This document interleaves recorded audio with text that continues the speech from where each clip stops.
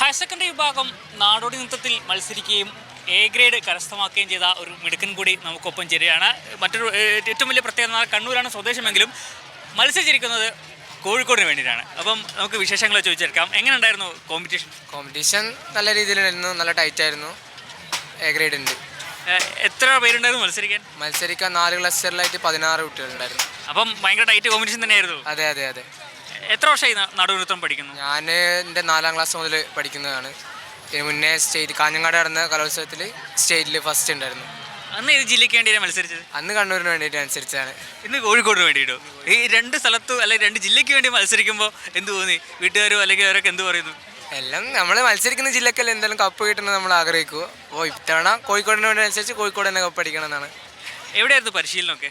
പരിശീലനം ഞാൻ ലീവ് എടുത്ത് വീട്ടിൽ വന്നിട്ട് സാറ് വീട്ടിൽ നിന്ന് വന്ന് പഠിപ്പിക്കുമായിരുന്നു. ആരായിരുന്നു ഗുരു? മനോജ് വീർപ്പാട്. കോഴിക്കോട് ഏത് സ്കൂളിലാണ്? കോഴിക്കോട് CRHS മാത്ര. അപ്പം ഇനി എന്താവണം ആഗ്രഹം? ഈ കലയായിട്ട് മുന്നോട്ട് പോകണോ അല്ലെങ്കിൽ പഠിത്തമായിട്ട് മുന്നോട്ട് പോകണോ? എന്താണ് ആഗ്രഹം? രണ്ടും കൂടി ഒന്നിച്ചുകൊണ്ടുപോകാൻ തന്നെയാണ് തീരുമാനം. പിന്നെ എല്ലാം വരുന്നിടത്ത് വെച്ച് കാണാമെന്ന് വെച്ചിട്ട്. ഇപ്പം ഒരുപാട് കുട്ടികളെയും അല്ലെങ്കിൽ ഫ്രണ്ട്സിനൊക്കെ അവിടെ വന്നപ്പോൾ പരിചയപ്പെടാൻ പറ്റുമോ ഈ കലോത്സവ വേദിയിൽ? തീർച്ചയായിട്ടും പരിചയപ്പെടാൻ പറ്റി. എൻ്റെ കണ്ണൂരിലുള്ള എൻ്റെ കൂട്ടുകാരുണ്ടായിരുന്നു. പഴയ കൂട്ടുകാരൊക്കെ കണ്ടു? കണ്ട് മത്സരിച്ച്. അവരോട് പറഞ്ഞില്ലേ ഞാൻ കോഴിക്കോട് വേണ്ടിയാണ് മത്സരിക്കുന്നപ്പോൾ എന്ത് പറഞ്ഞു? അത് തന്നെയാണ് അവർ ഇങ്ങോട്ട് തിരിച്ചു വയ്ക്കുന്നത്. കോഴിക്കോട് ഒരു ഇതിലാണ് എല്ലാവരും കണ്ട് പരിചയപ്പെട്ട് എല്ലാം നല്ല ഉഷാറായിട്ട് പോകണം. അപ്പം കണ്ണൂരും കോഴിക്കോടും തമ്മിലുള്ള വാശിയേറെ പോരാട്ടമാണ് അവസാന നിമിഷവും ഇങ്ങനെ നടന്നുകൊണ്ടിരിക്കുന്നത്. അപ്പോൾ ആര് കപ്പ് ഉയർത്തുമെന്നാണ് പ്രതീക്ഷ?